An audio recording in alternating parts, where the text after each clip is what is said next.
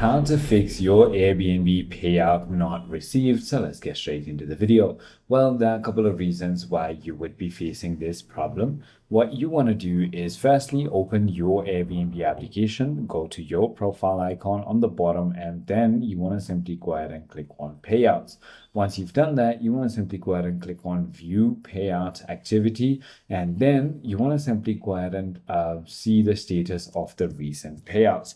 Now you can simply go ahead and click on edit payment method and check your bank account or your payout method and make sure that it is verified still.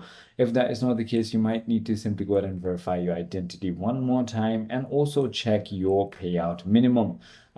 If none of it works, simply go to help.airbnb.com, or you can simply click on contact Airbnb Support and talk to them about it. I hope this video clarifies everything for you. If you have further more queries, feel free to comment down below, and I'll see you on the next one.